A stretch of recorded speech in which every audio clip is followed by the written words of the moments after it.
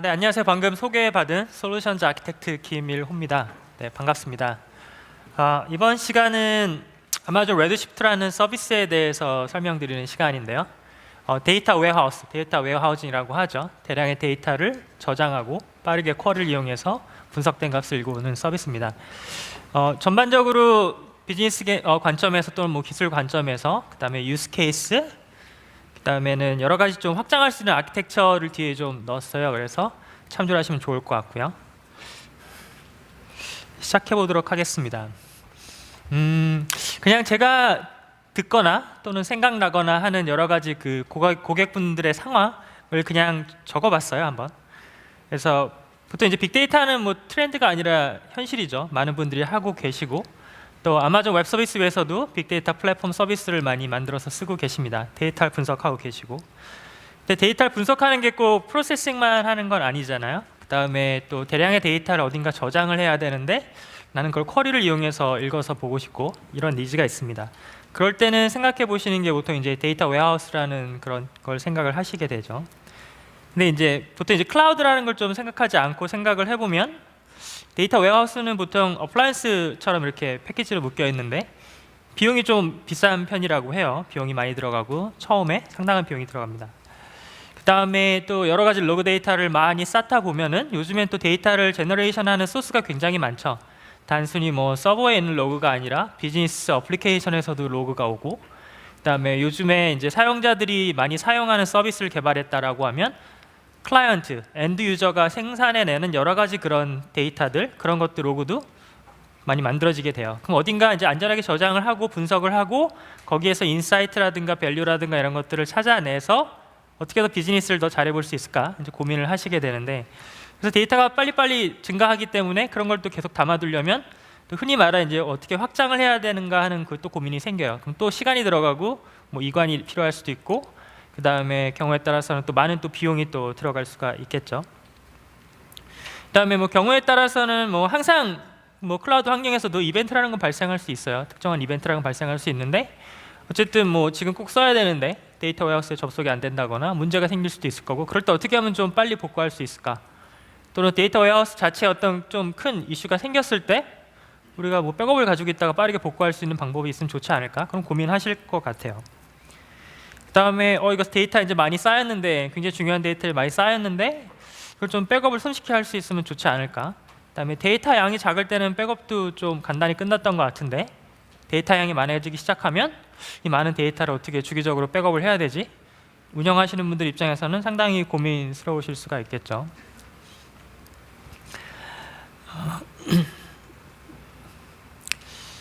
그 다음에 보시게 되면 데이터 웨어하우스라는 게 딱 있다고 해서 데이터가 그냥 자동으로 당연히 들어오는 건 아니겠죠. 누군가는 모인 데이터를 데이터 웨어하우스 쪽으로 이렇게 입력을 해야 되는데, 그냥 뭐 쿼리 가지고 뭐 인서트를 이렇게 쭉 해서 밀어넣는 방법도 있겠지만, 그게 뭐 양이 적을 때는 어느 정도 동작을 할 거예요. 근데 문제는 굉장히 많은 양의 데이터가 계속적으로 어딘가 저장이 되고 있다거나 생산이 되고 있다고 하면 그거를 빠르게 데이터 웨어하우스 쪽으로 로딩하는 것도 상당히 중요한 그 기능이 됩니다. 그래서 그런 것도 상당히 이슈가 될 수가 있고요. 그다음에 다른 서비스들하고 연결을 하고 싶은데 붙이기가 어려울 수도 있어요. 물론 일반적인 뭐 JDBC니 ODBC니 그런 이제 쿼리를 할 수 있는 커넥션을 만들어 붙이긴 합니다만, 제가 말씀드리는 연동은 꼭 데이터 웨어하우스가 아니라 뭐 하둡 같은 클러스터가 될 수도 있는 거고, 뭐 다른 뭐 RDB가 될 수도 있는 거고, 아니면 그 외에 다른 뭐 사업부에서 만든 서비스가 될 수도 있는 거고, 빠르게 다른 서비스랑 연동을 해서 어떤 통합적으로 뭔가를 볼 수 있는 어떤 BI 서비스 플랫폼 툴을 만들고 싶은데 연동할 수 있는 것도 쉽진 않아요. 그 다음에 저장되어 있는 데이터 자체가 좀 예민한 데이터가 있을 수도 있잖아요. 그래서 뭐 보안 규칙이라던가 그런 팔러시에 의해 가지고 우리는 꼭 암호화를 해서 저장을 하거나 해야 된다는 요건이 생길 수가 있겠죠. 그럼 또 암호화는 어떻게 해야 되지? 이런 고민이 생길 수가 있고, 그 다음에 어쨌든 이거에서 시스템이 필요하고 소프트웨어가 필요하고 그 위에 데이터베이스 엔진이 있고 그 안에 또 데이터가 있겠죠. 그러면은 거기에 올라가 있는 운영체제라든가 하드웨어라든가 뭔가 변경이 생긴다거나 OS 입장에서 패치가 필요하다던가 엔진 자체에서도 뭔가 또 업데이트나 패치가 필요하다고 하면 운영하시는 분 입장에서는 그런 것들을 관리하는 것도 하나의 큰 그 로드가 되겠죠. 그래서 여러 가지 고민이 있으실 것 같아요. 그래서 이러한 고민을 혹시 평소에 하고 계셨거나 궁금하신 분들은 이런 걸 어떻게 해결하면 좋을까라는 관점에서 한번 뒤에 내용을 보시면 좋을 것 같습니다. 이 그림은 아마 다른 데서도 보셨을 수도 있는데요. 아마존 웹 서비스는 현재 한 90개 이상의 서비스들을 가지고 있어요. 큰 서비스들만. 그다음에 서비스랑 피처랑 합치게 되면 작년 2016년도 같은 경우는 1000개가 넘는 그런 피처들이 발표를 했고요. 그래서 빠르게 이노베이션하고 있는데, 보통 데이터를 빅데이터 관점에서 분석을 한다라고 하면 저장하는 그 단계가 있을 거고요. 그다음에 그 저장해서 모으는 단계가 있고요. 모으는 단계 다음에 또 저장하는 단계가 있어요. 그럼 모을 수 있는 서비스가 있고, 그다음에 그 안전하게 저장해야 되는 서비스가 있어요. 그다음에 그거를 분석하게 되는 애널라이즈 단계가 있게 됩니다. 그러면 컬렉트하는 데에서는 스트리밍 로그를 모으는 키네시스라든가, 그다음에 스토어하는 곳, 그러니까 저장하는 단계에서는 S3, 심플 스토리 서비스 같이 파일 저장할 수 있는 서비스라든가, 그다음에 RDS처럼 관계형 DB라든가, 다이나모DB 같은 노시컬 DB, 여러 가지 서비스를 또 활용할 수도 있을 거고요. 그다음에 이제 프로세싱, 컴퓨팅, 분석해야 되는 입장에서는 하드 클러스터를 이제 생성해드려서 관리해드리는 아마존 EMR, 맵 리듀스 서비스가 있을 거고요. 그다음에 EC2에 직접 또 다른 솔루션들을 사용할 수도 있겠죠. 근데 저기 이렇게 네모로 박스 쳐져 있는 아마존 레드시프트는 데이터 웨어하우스 입장에서 데이터를 분석할 수 있는 프로덕트로 포지션을 하고 있습니다. 그래서 이런 단계들을 통해서 여기 있는 서비스들을 여러 가지 하나의 빌딩 블록을 엮어서 아키텍처를 만드는 것처럼 구성을 하시고 사용을 하시게 됩니다. 또는 이런 프로세스에서 데이터 무브먼트를 자동화하기 위해서 데이터 파이프라인이라는 서비스가 또 존재를 하고요. 그리고 뒤에 좀 자세히 설명드리겠습니다만 데이터를 옮길 수 있는 데이터 마이그레이션 서비스라는 것도 존재합니다.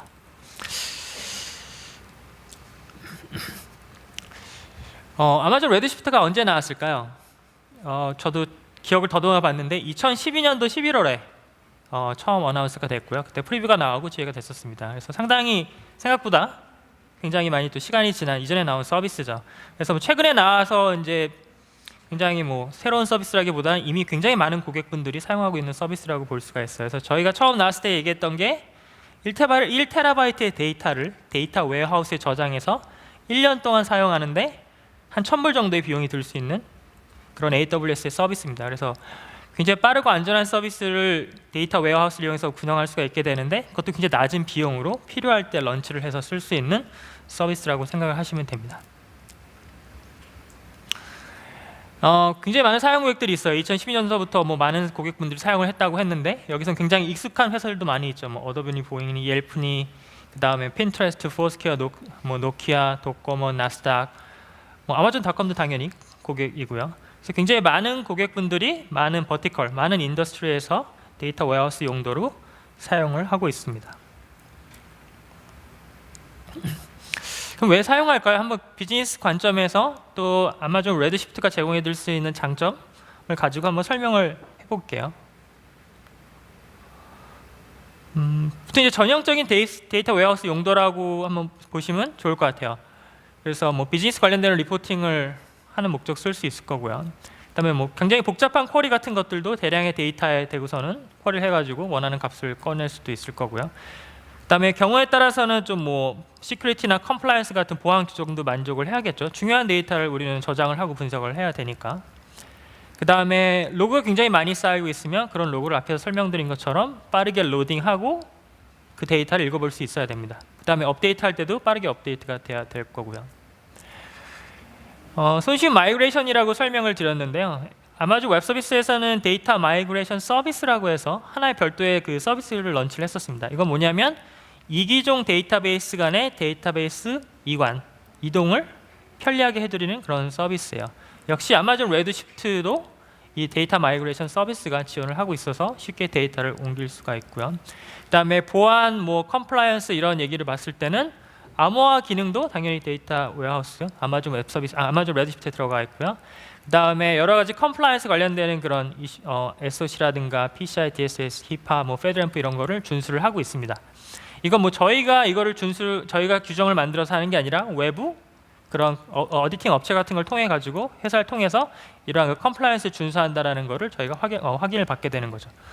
좀 더 설명드리면 PCI DSS 같은 경우는 이제 크레딧 카드, 페이먼트 관련되는 정보를 정말 안전하게 저장할 수 있느냐 이런 것들을 검증을 해서 주게 되는 거고요. 히파 같은 경우는 헬스케어 관련되는 정보를 과연 이 서비스에 안전하게 저장할 수 있을까요? 굉장히 개인 프라이버시에 관련되어 있는 정보잖아요. 그래서 그런 것들을 저장할 수 있는지 또 검증하는 거고요. 페드램프 같은 경우는 미국에서 어떤 좀 뭐 정부와 관련되어 있는 그런 곳에서 그런 예민한 데이터들을 저장하고 쓸 수 있는지 이런 것들을 외부의 그 업체를 통해서 다 검증을 받고 인증을 받은 서비스라고 생각을 하시면 됩니다. 그다음에 다양한 파트너 솔루션이라고 되어 있는데요. 뭐 레드시프트만 이렇게 덩그러니 데이터 웨어하우스만 있어가지고 그걸 활용하는 건 아니겠죠. 그럼 그 주변의 데이터를 읽어서 보여줄 수 있는 비즈니스 인텔리전스 솔루션도 필요할 거고, 다른 이미 저장되어 있는 관계형 DB라든가 다른 서비스들과 연계를 하기 위해서는 거기에 있는 데이터를 불러 모아야 될 수도 있을 거고요. 그렇게 되면 보통 이제 ETL이라는 데이터를 옮겨오는 툴을 통해 가지고 데이터를 가져오게 됩니다. 그래서 굉장히 많은 파트너 솔루션들이 있어서 그것들을 활용해서 기존에 있는 데이터를 옮길 수도 있고, 그걸 레드시프트로 바로 옮겨서 데이터를 서비스를 할 수도 있습니다. 밑에 뭐 엔티티 도코모 같은 경우는 아마 굉장히 많이 들어보셨을 거예요. 일본의 이제 모바일 사업자 같은 경우인데 굉장히 많은 사용자가 있고 모바일 서비스다 보니까 밑에서 올라오는 로그도 굉장히 많다고 해요. 그래서 지금 페타바이트 규모의 레드시프트 클러스터를 여러 개를 활용을 해서 그런 데이터를 분석을 하고 있고요. 또 모바일 관련되는 정보다 보니까 그런 보안 요건 같은 것도 확인을 하고 만족을 해서 사용을 하고 있는 고객입니다. 그다음에 스컬러스틱이라는 이제 레퍼런스도 있는데요. 이건 이제 SQL 서버에서 이제 레드시프트로 전환을 해가지고 굉장히 많은 비용을 절감하고 성능을 향상시켰다고 합니다. 그다음에 이제 누구나 이제 뉴스에서 많이 들어보시는 나스닥도 이제 레드시프트의 레퍼런스인데요. 나스닥 같은 경우는 이제 파이낸셜 관련되는 그런 정보를 처리를 하잖아요. 그래서 많은 어떤 보안 규약 같은 게 필요하게 되는데 그런 것들을 만족하면서 레드시프트를 사용하고 또 50% 이상의 그런 비용을 절감할 수 있었다고 합니다. 자, 일반적인 그런 사용처도 있겠지만 요즘에 이제 좀 더 많이 사용되는 것 중에 하나는 로그 분석 시스템 서비스라고 할 수 있겠죠. 그러니까 로그를 워낙에 많이 쌓다 보니까 기존의 RDB로서는 작은 사이즈일 땐 당연히 뭐 RDB에서도 충분히 돌아갈 수 있는데 이제 사이즈가 커지기 시작해서 수십억 건, 뭐 수백억 건 이렇게 데이터를 늘어나게 되면 그때는 이제 DW가 정말 굉장히 파워풀한 솔루션이 될 수가 있거든요. 그래서 요즘 많이 핫한 IoT 같은 경우에는 이제 많은 센서 밑에 있는 수십억 개의 뭐 디바이스에서 올라온 데이터를 모은 다음에 그거를 레드시프트로 넘기고 거기다 쿼리를 해서 밑에 센서에서 올라오는 데이터에 대한 뭐 트렌드라든가 그런 어떤 정보 같은 걸 얻어서 파악할 수도 있을 거고요. 그다음에 특히 이제 광고, 인터넷에 보면 광고 많잖아요. 그럼 광고를 보고 클릭하는 사용자 수가 엄청나게 많겠죠. 그럼 그 광고 클릭 스트림이라고 하는데 그런 것들을 모아가지고 분석한다거나 하는 것들도 큰 좋은 사례가 될 수가 있습니다. 그다음에 보통 이제 시간별로 많이 이제 쿼리를 하겠죠. 뭐 일주일치, 뭐 한 달간 이렇게 나눠서 분석을 하게 되는데 계속 시간이 지나면서 쌓이는 데이터 같은 것들도 대량의 스토리지 공간에 데이터 웨어하우스에 로딩을 해야 되고 또 거기 분석을 해야 되는 요건이 있습니다. 따라서 많은 데이터가 빠르게 쌓이기 때문에 그걸 다 커버하기 위해서는 좀 비용적으로 많이 들면 안 되겠죠. 계속 확장을 해야 되기 때문에. 그래서 매우 낮은 비용으로 대용량의 데이터를 저장하고 분석을 할 수 있어야 되고요. 또 데이터가 많아진다는 얘기는 그 프로세싱을 할 때 시간이 많이 걸릴 수가 있다는 얘기겠죠. 그렇기 때문에 아키텍처 입장에서 단일한 싱글 시스템을 사용하는 게 아니라 여러 시스템을 묶어서 클러스터처럼 묶어서 사용할 수 있는 보통 MPP라고 하는데 이런 기반의 클러스터링 방법이 필요하게 됩니다. 그래서 레드시프트는 이제 MPP 기반의 그런 아키텍처를 가지고 있어서 여러 노드를 분산해서 처리를 하게 되고요. 또 데이터가 많이 쌓이면 이제 컬럼너 기반의 어떤 그 데이터베이스 엔진이 좀 더 빠른 성능을 나타낼 수가 있어요. 그래서 컬럼너 베이스의 데이터베이스 엔진을 사용을 합니다. 그다음에 앞에 설명드린 것처럼 만약에 뭐 IoT 서비스다라고 하면은 굉장히 많은 로그 데이터가 S3 심플 스토리지 서비스에 쌓였다고 하면 그거를 빠르게 로딩을 하려면 파일이라고 한다면 그걸 하나하나 카피해가지고는 빠르게 로딩을 할 수 없겠죠. 그래서 레드시프트 같은 경우는 그거를 패러럴하게 분산해서 파일을 벌크로 로딩하는 기능을 가지고 있습니다.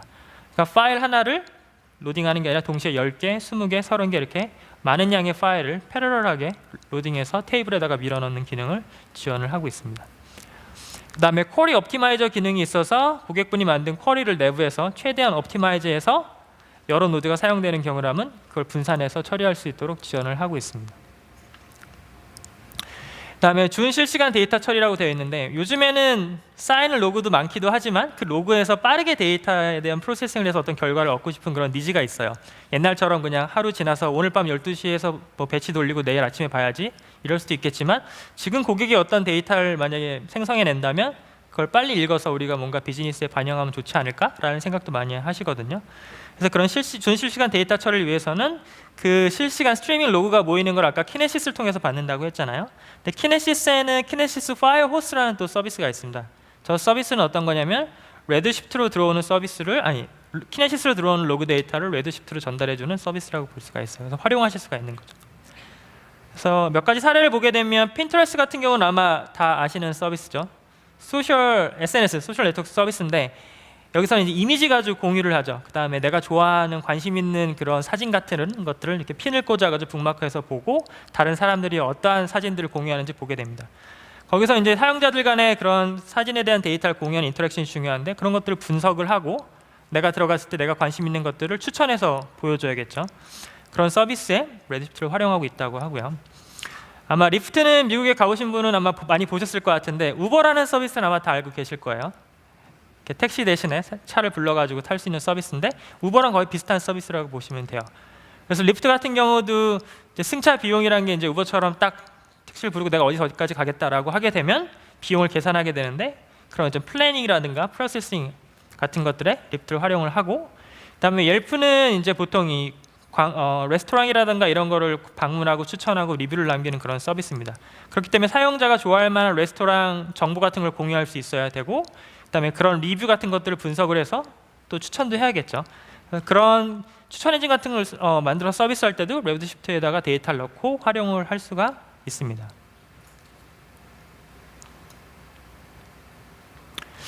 비즈니스 어플리케이션. 당연히 이제 사업을 위해서 회사 내에서 BI 서비스 툴을 많이 사용을 하시겠죠.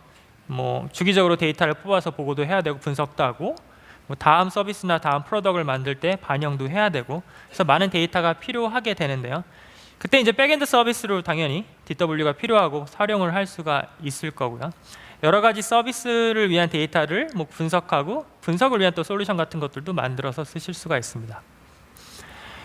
비즈니스를 활용을 하기 위해서는 사실 비즈니스에 포커스를 해야 되잖아요. 이 데이터를 어떻게 분석을 할지 어떻게 활용을 할지가 중요한데 실제 데이터 웨어하우스 자체를 관리하고 뭐 프로비저닝하고 백업하고 이런 운영에 대한 데 많은 신경을 쓰게 된다면 고객분들 입장에서는 불편하실 수가 있겠죠.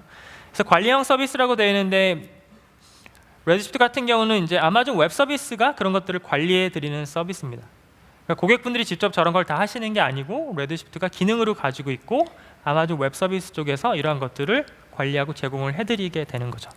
그래서 직접 데이터를 특정 볼륨에 있는 걸 뭐 카피하고 백업하고 이러는 게 아니라 그냥 스냅샷이라는 백업 기능을 이용을 해서 백업을 할 수 있는 기능을 제공해 드린다고 보면 됩니다.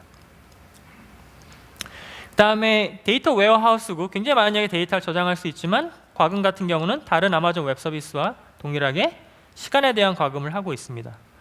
그러니까 조금 극단적일 수도 있겠지만 만약에 S3에다가 차곡차곡 데이터를 잘 쌓고 있어요. 스토리지에다가. 근데 보통 뭐 주간 일주일치 이렇게 분석을 한다고 할 수도 있고 한 달치 분석을 할 수도 있는데 뭐 경우에 따라서 뭐 두세 달치 분석을 해야 되는데 지금 현재 레드시프트에는 그 데이터가 없어요. 그러면 그 레드시프트를 그대로 활용할 수도 있겠지만 그냥 한 번 만약에 그만큼의 두세 달치의 데이터를 한 번 분석을 하고 그냥 끝낼 수도 있잖아요. 그럴 경우에 새롭게 레드시프트 클러스터를 하나 런치를 하시고 그 다음에 두세 달치의 데이터를 S3에서 병렬로 로딩하신 다음에 거기에다 필요한 쿼리를 만들어서 던지고 데이터를 꺼내서 그 데이터를 활용하시고 그 클러스터를 없애시게 된다면 만약에 뭐 4시간 정도 클러스터를 활용하셨다고 하면 대량의 데이터를 분석을 했음에도 불구하고 4시간 사용한 만큼의 비용만 지출을 할 수가 있기 때문에 굉장히 경제적으로 사용할 수 있는 장점이 있게 됩니다. 그 다음에 AWS 서비스가 지금 90개가 넘다고 말씀드렸는데 그 중에서 이제 데이터 분석에 관련되는 여러 서비스와 쉽게 연동할 수 있는 것도 당연히 장점이 될 수가 있습니다. 그래서 인포시스 같은 경우는 이제 뭐 정보 분석하는 그런 컨설팅을 제공하는 회사인데 인포시스가 가지고 있는 솔루션 자체를 AWS에다 런칭을 하셨고 레드시프트를 활용해서 고객분들에게 밸류를 제공하고 계시고요. 그다음에 잘 아시는 컨설팅 회사인 엑센처 같은 경우도 약간 사스 같은 그런 분석 서비스를 레드시프트를 활용하고 계시고 또 앰플리튜드라는 회사 같은 경우도 제품이나 고객에 대한 분석 시스템을 레드시프트를 활용을 할 수가 있습니다. 그러니까 이미 이렇게 수천 고객 이상의 여러 저희 AWS 고객분들이 굉장히 미션 크리티컬한 서비스의 레드시프트를 많이 활용을 하고 있습니다. 약간 비즈니스 관점에서 조금 뭐 내용을 봤다면, 약간 기술 관점에서 그럼 도대체 뭐가 어떻게 안에 좋게 되어 있길래 많은 고객분들이 사용을 하실까라고 한번 보도록 하죠. 일단 제가 MPP라고 해서 여러 노드가 이제 분산해서 분석을 할 수 있는 아키텍처라고 말씀을 드렸죠. 그래서 각 노드 간에 굉장히 빠르게 데이터를 주고받을 수 있도록 구성이 되어 있어요. 그래서 초당 뭐 4GB 정도의 밴드위스를 가지고 노드가 서로 통신을 하게 되어 있고요. 그 다음에 특정 워크로드, 이제 그 DW에 관련된 워크로드를 지원할 수 있도록 최적화되어 있어요. 그 다음에 뭐 패킷 단위를 보게 되면 뭐 1밀리언 패킷 per second 해가지고 1초당 1밀리언 패킷을 전송할 수 있는 네트워크 구조를 가지고 있고요. 그 다음에 두 가지 타입의 노드가 있습니다. 여기 보시면 용량에 최적화되어 있는, 그 다음에 연산에 최적화되어 있는 경우가 있거든요. 그래서 어떤 고객분들은 빠른 연산이 필요하신 분들이 있고요. 어떤 분들은 연산보다는 좀 더 많은 데이터를 저장하기 원하시는 고객분도 계세요. 그러면 그 두 가지 타입 중에 한 가지 맞는 거를 선택을 해서 사용을 하실 수가 있습니다. 덴스 스토리지 같은 경우는 이제 저희가 새로운 오늘 키노트에서 들으신 것처럼 저희가 새로운 인스턴스들, 새로운 제너레이션의 인스턴스들을 많이 발표하잖아요. 그래서 덴스 스토리지 같은 경우는 이제 새로운 제너레이션의 새로운 타입의 인스턴스가 나와서 성능이라던가 메모리 사이즈라던가 이런 것들이 향상이 됐음에도 불구하고 저희는 동일한 가격으로 이 노드를 제공을 해드렸습니다. 그래서 비용 같은 경우는 제가 설명드린 것처럼 보통 온디맨드라고 하면 뭐 DS2라고 되어 있는데 이건 이제 덴스 스토리지입니다. 그러니까 스토리지 최적화라고 볼 수 있죠. 그럼 뭐 온디맨드 같은 경우는 시간에 0.85불 이런 식으로 비용이 책정되어 있고요. 흔히 저희가 이제 RI라고 부르고 그다음에 리저브드라고 하는데 이 계약을 통해 가지고 업프론트 비용을 내신 다음에는 보다 낮은 비용으로 사용하실 수도 있습니다. 이런 경우에는 보통 이제 DW를 계속적으로 이렇게 틀어놓고 사용하시는 고객 같은 경우에는 보통 계약을 맺고 낮은 금액으로 사용할 수가 있습니다. 그다음에 이게 MPP 방식이긴 하지만 쿼리에 대해서 또는 쿼리를 받아주거나 노드를 관리해야 되는 마스터 노드, 리더 노드라는 게 존재하게 되거든요. 동일한 타입의 노드를 사용합니다만 그 노드에 대해서는 특별히 비용을 받지는 않습니다.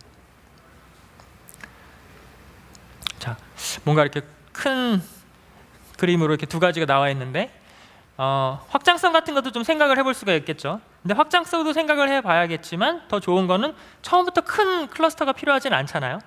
그러니까 처음에는 뭐 개발을 하실 때, 테스트를 하실 때는 그냥 단일 노드를 만드실 수도 있어요. 싱글 노드를 만들어서 테스트를 하시고, 그 다음에 점점 데이터가 늘어나거나 또는 이제 실제 이제 프로덕션 환경으로 갈 때 적절하게 사이징을 해서 클러스터를 새로 런치하고 쓰실 수도 있습니다. 그래서 만약에 덴스 스토리지 같은 경우는 이제 2TB다라고 하면 그걸 이제 노드를 32개 노드까지 붙여가지고 확장을 하면 64TB까지 확장이 되고요. 그다음에 저기 덴스 스토리지 이제 파락스 라지라고 해서 가장 큰 타입 같은 경우에는 16TB의 하드디스크가 있어요. 그걸 갖다가 128로드라고 하면 곱하기를 하게 되면 빨리 계산을 해보게 되면 약 2PB의 스토리지를 만드실 수가 있죠. 그래서 기억하실 거는 레드시프트 같은 경우는 총 2PB의 데이터를 저장할 수 있는 클러스터 DW를 만드실 수도 있습니다. 그래서 이런 것들은 선택을 해서 만드실 수도 선택을 해서 런치를 할 때 사이즈를 정하실 수도 있는 거고요. 또 작게 쓰시다가 그걸 갖다가 다시 큰 사이즈 클러스터를 이렇게 확장하실 수도 있습니다. 그다음에 제가 앞에서 관리형 서비스라고 또 이제 말씀을 드렸는데요. 백업이 상당히 중요하겠죠. 보시게 되면 지속적으로 이제 저희가 백업을 해드리게 됩니다. 근데 그냥 항상 풀 백업을 하는 게 또 인크리멘탈 백업을 하게 되어 있어요. 그래서 변경문에 대해서만 빠르게 백업을 하는 구조로 되어 있고요. 그다음에 또 한 가지는 이런 경우도 있어요. 이제 리전 내에서 이제 레드시프트를 사용하다가 하나의 리전, 만약에 뭐 도쿄 리전을 사용하다가 싱가포르 리전으로 우리는 이 DW에 대해서 중요한 데이터이기 때문에 혹시나 모르기 때문에 뭐 DR 관점에서 백업 관점에서 저쪽 다른 리전으로 데이터를 옮기고 싶다라고 하게 되면 레드시프트 같은 경우는 한번 설정을 하시게 되면 다른 리전으로도 백업된 데이터를 이렇게 보내드리게 됩니다. 그러면 혹시나 첫 번째 지금 사용하는 리전에 어떤 이슈가 생겼는데 우리가 급하게 레드시프트를 사용해야 된다라고 하면 백업을 해놨던 리전에서 그 백업을 가지고 레드시프트 클러스터를 바로 런치를 하실 수가 있습니다. 그럼 그 데이터 그대로 들어있겠죠. 그럼 거기에 쿼리를 던져서 데이터에 대해서 응답을 받아서 처리를 할 수 있기 때문에 그런 DR 관점에서도 설계가 가능한 기능을 가지고 있어요. 그 다음에 마지막은 보통 이제 스트리밍 리스토어라고 하는데, 이건 뭐냐면 백업을 한 걸 이제 복구를 하는데, 만약에 수십 테라바이트라고 만약에 말씀을 드리면 수십 테라바이트가 수분 만에 복구가 되지 않겠죠. 근데 나는 1시간 내에 빨리 쿼리를 가지고서는 응답을 받아서 데이터를 처리를 해야 돼요. 안 그러면 만약에 이제 매니저분이 기다리고 계세요, 윗분이. 그렇다고 하면 빠르게 쿼리를 해서 응답을 받고 싶은데 계속 이제 리스토어만 하고 있는 거예요. 계속 데이터 수십 테라를. 근데 스트리밍 리스토어는 뭐냐면 리스토어를 시작을 해서 하는 도중에 그 쿼리를 처리할 수 있는 그 자주 사용되는 쿼리라든가 이런 거에 대한 거면 얘가 데이터를 다 복구하지 않아도 그거에 대해서 쿼리에 대해서 실행을 하고 응답을 줄 수 있도록 하는 기능입니다. 그러니까 스트리밍 도중에 데이터를 리스토어하는 도중에 쿼리에 대해서 처리를 할 수 있는 기능이라고 보시면 돼요. 또 하나는 이제 보통 이제 fault tolerance라고 tolerance라는 말을 많이 쓰게 되는데, 저희가 관리를 해드리기 때문에 디스크 페일이 나거나 어떤 노드가 이슈가 있어가지고 노드가 페일이 나거나 다운이 되거나, 또는 혹시나 네트워크에 이슈가 있거나, 그 다음에 에이지 수준의 어떤 장애가 있거나 이런 것들에 대해서 저희 쪽에서 알아서 자동으로 복구를 하는 그런 기능을 가지고 있습니다. 그러니까 디스크가 페일이 나서 어떡하지, 노드가 죽었는데 어떻게 하지, 이런 고민들을 덜 하실 수가 있는 거고요. 아까 말씀드렸던 다른 리전으로 이제 백업을 할 수 있다고 말씀드렸잖아요. 그래서 혹시나 에이지라든가 리전 와이드한 그런 이벤트가 있더라도 복구를 해서 사용을 할 수가 있습니다. 보안 기능 같은 경우는 두 가지라고 보시면 돼요. 보안 같은 경우는 이제 트랜짓하고 이제 스토어라고 하는데, 뭐냐면 데이터 통신할 때도 암호화된 통신을 해야 되고요. 그 다음에 데이터를 저장할 때도 암호화해서 데이터를 저장할 수 있어야 됩니다. 레드시프트는 두 가지 다 지원을 하고 있어요. 그래서 안전하게 암호화된 데이터 스트림을 받아서 저장할 수도 있고, 그 다음에 스토리지에 데이터를 저장할 때도 암호화해서 저장을 할 수가 있습니다. 여러 가지 얘기가 써 있는데 HSM을 설명을 드리면 이제 키 매니지먼트를 할 수 있는 서비스예요. 그래서 고객분들 중에는 데이터 센터에 이미 HSM이라고 해가지고 암호화할 수 있는 키를 생성해 주는 건 서비스 하드웨어 장치죠. 이 장치를 가지고 계신 분도 있는데 그 키를 사용할 수도 있고요. 그다음에 AWS가 제공해드리는 클라우드 HSM이 가지고 있는 키를 활용할 수도 있고, 그다음에 AWS가 제공해드리는 키 매니지먼트 서비스가 있어요. 그래서 이 서비스를 이용해서 다양하게 그 키를 활용을 해서 데이터를 암호화해서 저장을 할 수가 있습니다. 그건 이제 보안 요건에 따라서 선택적으로 할 수가 있겠죠. 그다음에 레드시프트 자체에 이제 어딧 로깅 기능을 가지고 있어요. 그래서 어딧 로깅 기능을 이네이블 해주시면 관련되는 로그를 레드시프트 안에 남기게 되고요. 그다음에 클라우드 트레일은 레드시프트 같은 경우는 이제 아마존 웹 서비스죠. 아마존 웹 서비스가 서비스를 제공한다는 얘기는 API라는 걸 이용해서 클러스터를 런치를 시키거나 API라는 걸 이용해서 백업 명령을 준다거나 API를 이용해서 여러 가지 것들을 할 수 있게 되는데, 누군가 레드시프트를 클러스터를 런치하거나 터미네이션하거나 변경하거나 하는 것들을 그 API 콜을 클라우드 트레일에 다 남겨드리게 됩니다. 그러니까 투명하게 누가 어떤 작업을 했는지를 다 기록을 남기기 때문에 나중에 중요한 데이터를 활용을 할 수가 있을 거고요. 마지막에 보안에 관련되는 컴플라이언스 관련되는 것들은 아까 제가 앞에서 설명을 드렸죠. 그다음에 한 가지 더 설명드리면, 보시게 되면 이제 VPC라고 해서 저희 버추얼 프라이빗 클라우드라고 해서 안전하게 프라이빗한 로지컬한 네트워크, 아이솔레이션 되는 네트워크 환경을 만들어 드리게 되는데, 일단 고객분이 레드시프트 하나 런치를 하시게 되면 저희가 인터널하게 그런 VPC 환경을 하나 만들어서 그 안에 안전하게 레드시프트를 런치해 드리고요.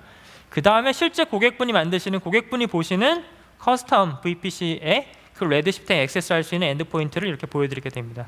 그러니까 두 가지 다 안전한 네트워크 환경에 런치가 돼서 사용을 할 수 있다라고 보시면 됩니다. 그러니까 외부에 전혀 노출을 될 이유도 없고 노출할 필요도 없게 되겠죠. 그 다음에 백업을 하거나 이럴 경우에는 저희 레드시프트 컴퓨터 노드 쪽에서 아마존 S3 쪽으로 직접 데이터를 올려서 백업을 하게 됩니다.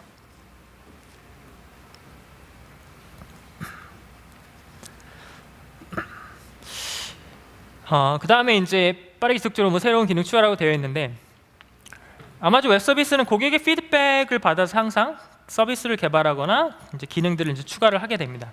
그러면 고객의 피드백을 받고 어떤 이슈가 있다면 그걸 해결하면서 그러한 것들 계속적으로 제품에 반영을 하게 되죠. 그래서 여기 여러 가지 이제 굉장히 많은 내용들이 써져 있는데요. 이걸 다 설명드리지는 않겠고요.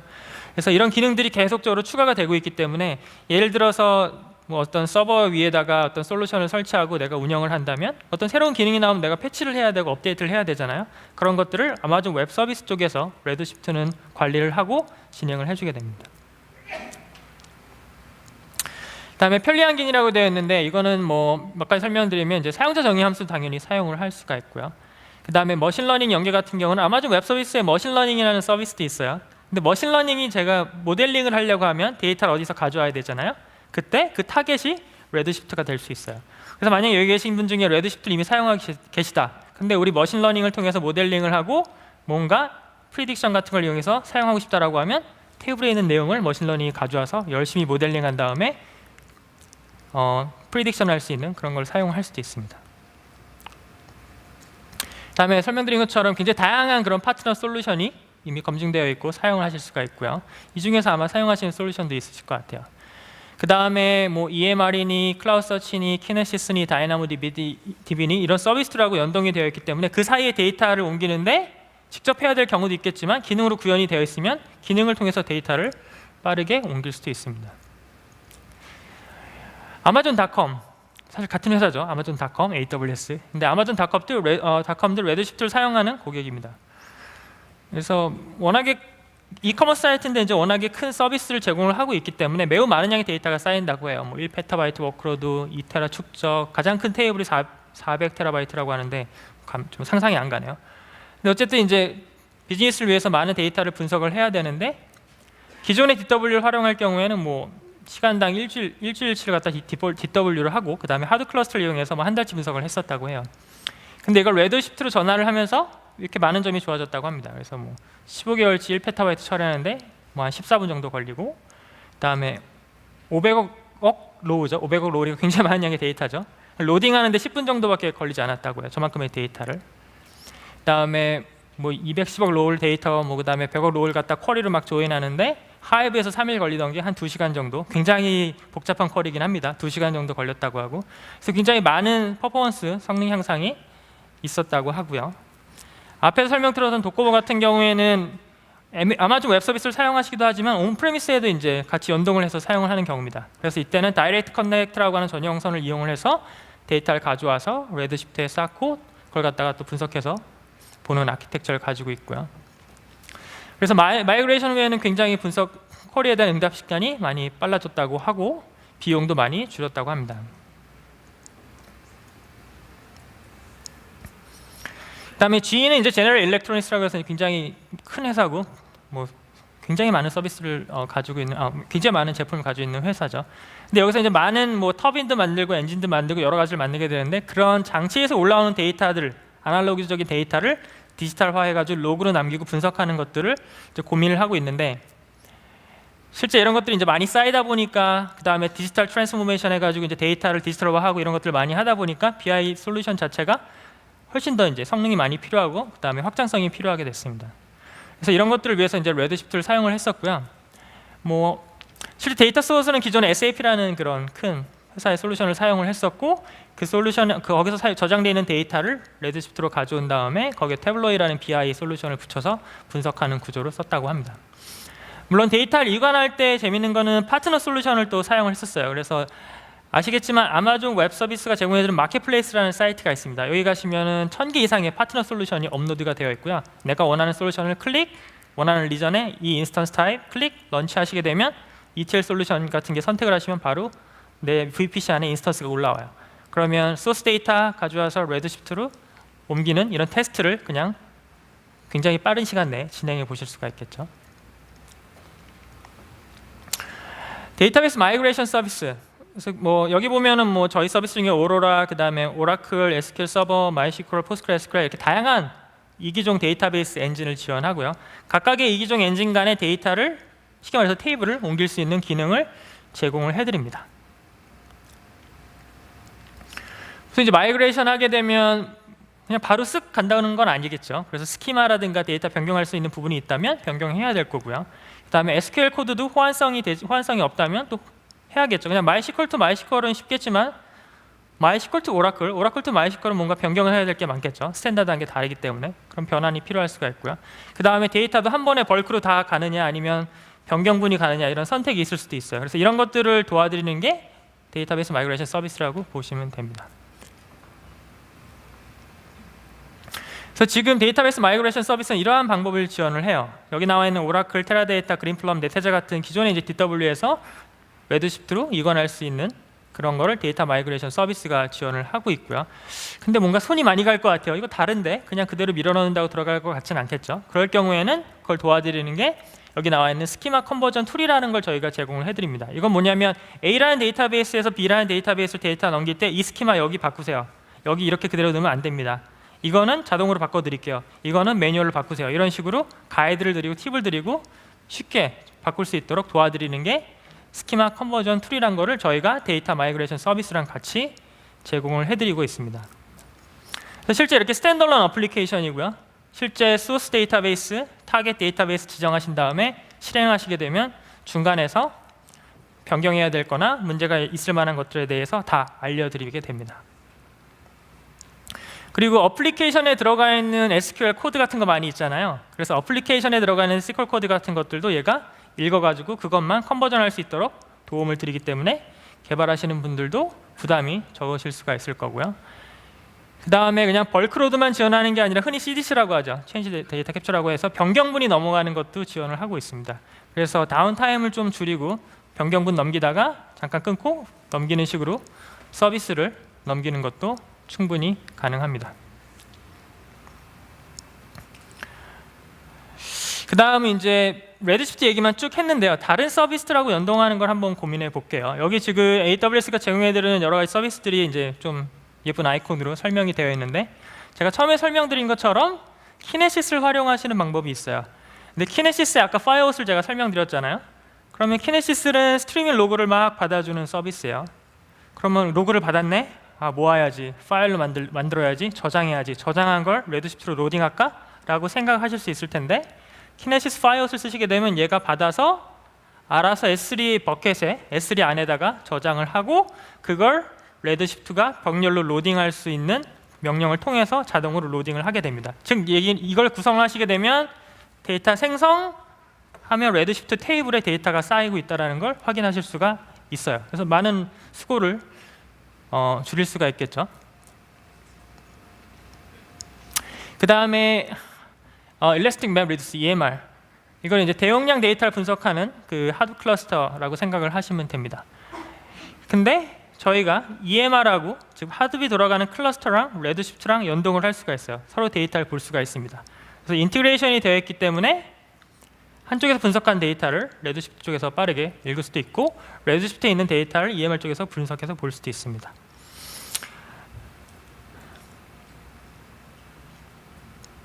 네, 넘어가고요. 그다음에 아까 제가 설명드린 것처럼 아마존 웹 서비스에 이제 머신러닝이라는 서비스가 있다고 말씀을 드렸죠. 그래서 레드시프트에 이미 데이터를 많이 쌓아놨을 경우에 내가 모델링을 해야지라고 생각을 한다라고 하면 머신러닝에 가셔가지고 내가 원하는 레드시프트 클러스터, 그 다음에 테이블에 대해서 정보를 넣게 되면 아마존 머신러닝이 그 테이블에 있는 데이터를 읽어와서 열심히 모델링을 하고 내가 그 모델링에서 나온 정보를 이용해서 서비스에다가 연동을 할 수가 있어요. 그래서 머신러닝 같은 경우도 API 방식으로 동작하게 되어 있고 벌크로 배치로 분석을 한다거나 그 다음에 리얼타임으로 내가 원하는 데이터를 넣으면 거기에 맞는 프리딕션 값, 예측 값을 바로 돌려주게 되어 있는데 그 데이터 소스가 레드시프트가 됩니다. 자,